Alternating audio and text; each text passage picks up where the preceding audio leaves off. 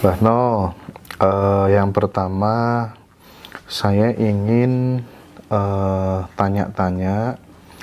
Banyak orang mengalami sebuah kondisi di mana dia begitu fanatik sama agama. Artinya, dengan berkeyakinan terhadap satu agama, terus kemudian dia merasa bahwa agama yang lainnya itu salah, tersesat, kafir, dan lain sebagainya, dan seterusnya. Pertanyaan saya, Mbah No melihat hal seperti itu bagaimana? Kalau menurut pengetahuan yang diberikan Allah pada saya, setiap orang yang belum mengenal Allah terburu-buru mengakui suatu agama itu kebenaran, pasti di situ akan tidak bisa menerima apa yang diyakini orang lain. Karena di waktu Rasulullah di usia 40 tahun, Rasulullah tidak pernah membawa agama, hanya mengajak umatnya menyembah Allah. Hanya mengajak umatnya menyembah Allah.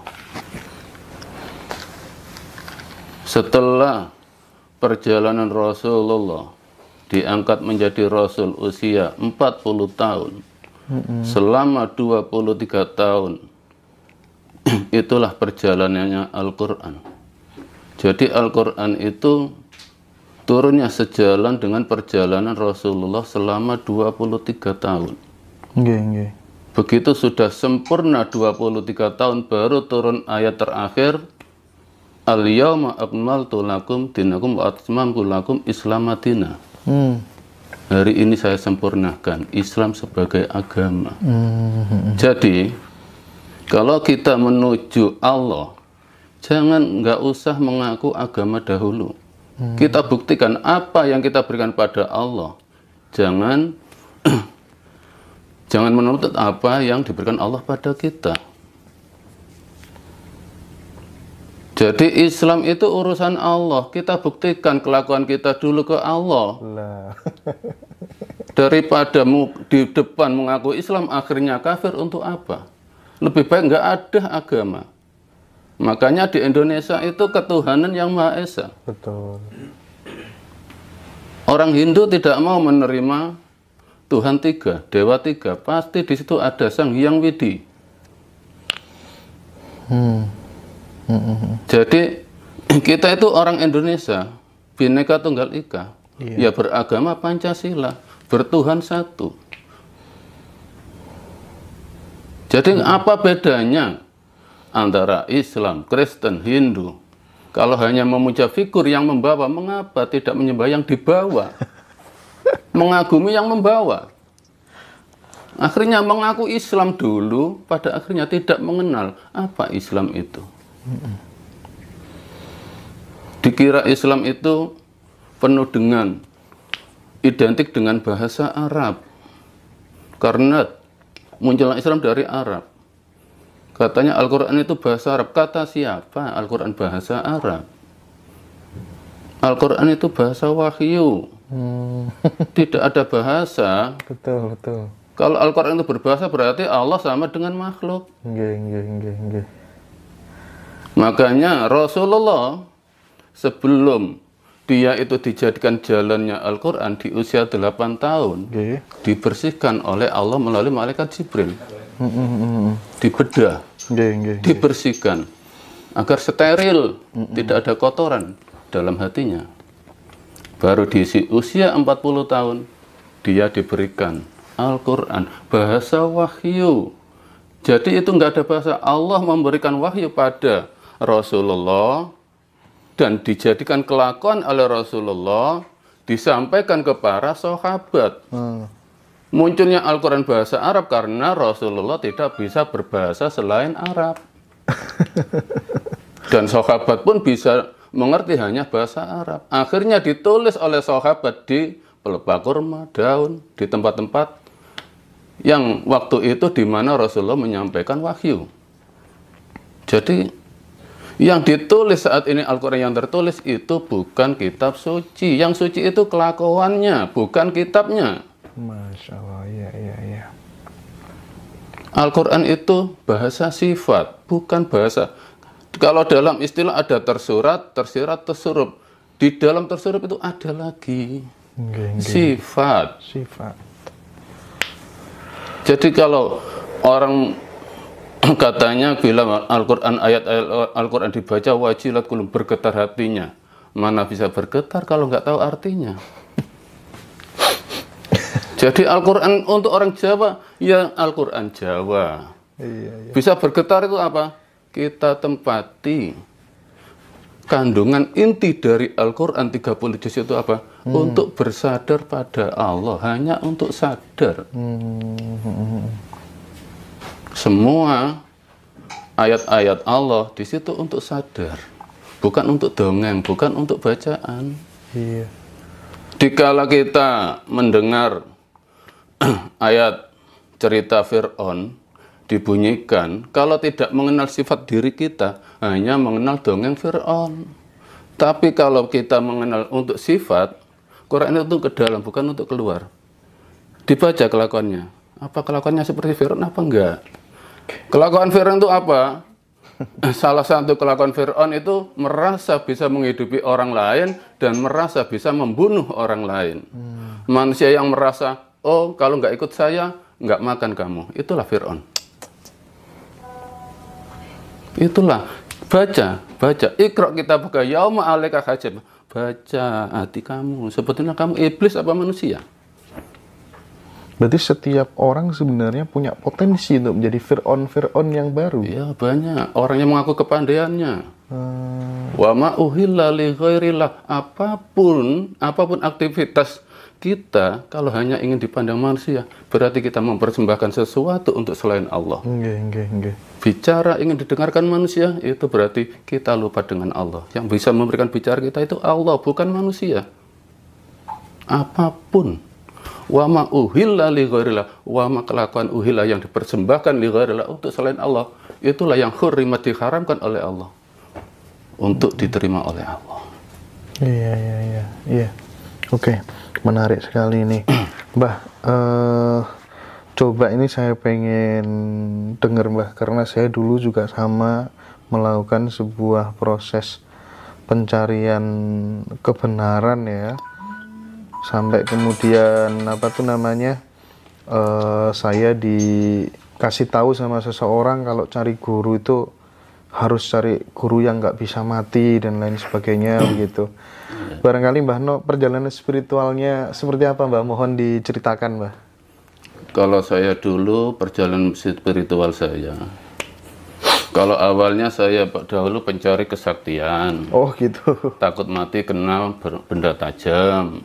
Jadi belajar ilmu kebal. Iya. Belajar anti santet. Ya juga belajar nyantet.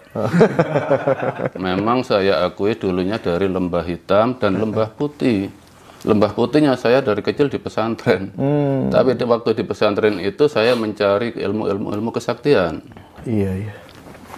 Nah, di situ Allah memberikan sadar pada saya. Untuk apa semua ini? Kalau saya nggak bisa ke Allah. Akhirnya mulai dari pencarian. Awal pencarian untuk mencari kemurnian inilah. Oleh Allah, semua harta benda saya dihabiskan oleh Allah. Padahal sudah memulai proses pencarian itu ya? Sudah. Justru malah dihabiskan Dihabiskan oleh Allah. Dari awal dihabiskan oleh Allah ini, dari Sidoarjo lari ke Kediri. Akhirnya apa? Allah menakdir saya bertemu dengan orang yang asli membimbing saya ke Allah di Kediri. Tanpa dihancurkan oleh Allah ekonomi saya nggak mungkin lari dari Sidoarjo. Semua Allah yang memproses. Iya. Saya yakin Allah memberikan yang terbaik untuk saya. Iya. Mbah, kalau boleh tahu, selama proses perjalanan spiritual itu, kira-kira laku prihatin yang pernah dialami dan ditempuh itu apa saja dan tujuannya sebenarnya untuk apa? Yang lalu apa yang sekarang? Yang dulu. Yang dulu itu intinya ya saya itu ingin sekali menyembah Allah tanpa ada halangan, tanpa ada alat. Misalnya melalui puasa, melalui meditasi, melalui apapun. Karena di situ saya sadar, saya oleh Allah diberikan ayat yang gini, bunyinya itu pemahaman saya. Kullu syai'in halikun illa wajah. Semua yang berbentuk itu halikun, akan merusak iman kita. Akan merusak iman kita. Kullu syai'in halikun illa wajah. Segala sesuatu akan hancur kecuali wajahnya Allah. Kecuali niat kita ke Allah, menghadap Allah, itulah yang asli. Suatu contoh begini. Misalnya emas membuka usaha. Di situ ingin ramai. Nah, misalnya pergi ke spiritual atau apapun yang masih yakini bisa membantu kelancaran. Di situ Mas diberikan ritual, misalnya membaca ayat-ayat suci berapa kali.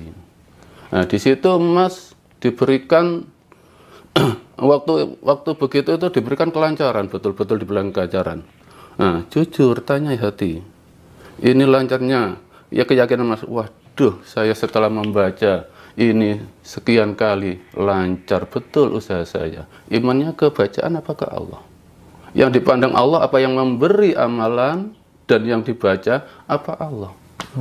Di waktu lain Mas lupa nggak baca, usaha sepi, waduh lupa saya nggak baca tuh. Inilah iman kita berbelok pada yang berbentuk.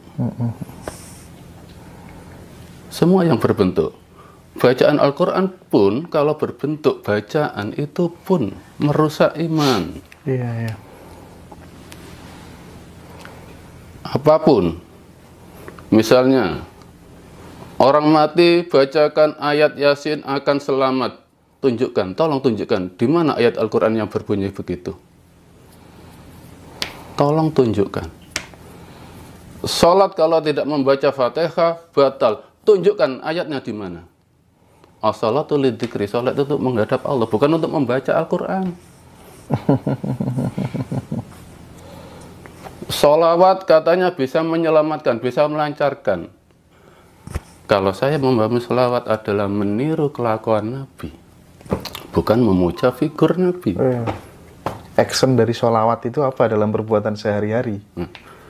Kalau di situ kan ada ritual baca sholawat sekian 40 kali akan dilancarkan rezeki, imannya kok ke sholawat. Kata siapa membaca sholawat dapat syafaat? Kata siapa membaca Al-Quran mendapat pahala? Itu hanya otak-atik orang-orang yang tidak pernah kenal Allah, hanya membaca. Sekarang saya tanya balik ke Mas. Mas punya karyawan. Punya karyawan, dan di situ Mas menulis peraturan kerja dan memberikan contoh kerja. Karyawan sama Mas menyaksikan, hanya memuji, bagus sekali Mas ini. Mas Hendra bagus sekali, peraturannya hebat, cara mencontohkan kerja hebat, tapi tidak kerja. Apa Mas mau menggaji? Iya betul, sangat rasional ya. Yang disyafaat itu yang kerja. Al-Quran diawali dengan dzalikal kitab la raiba fihi hudal lil muttaqin. Dzalika itu imsyarat ditunjuk oleh Allah. Inilah Al-Quran untuk petunjuk orang yang takwa, yang tidak ada kemamangan dalamnya. Kalau Mas misalnya tanya saya, Mbak No, Bonbin di mana? Di sana Mas. Kalau Mas hanya membaca dari Shangri-La ke sini membaca apa, bisa sampai ke Bonbin. Nggak usah baca, langsung aja jalan ke Bonbin, itu sudah sampai di Bonbin. Jadi kesimpulannya, ke Allah tidak perlu pandai. Karena dasarnya orang itu nggak ada pandai. Kita pada posisi kita masing-masing. Semua posisi mari kita bawa untuk mendekat Allah, bukan untuk menjauh dari Allah. Kalau siapapun mengakui kepadannya, dia ingkar dengan Allah, kafir dengan yang diberikan oleh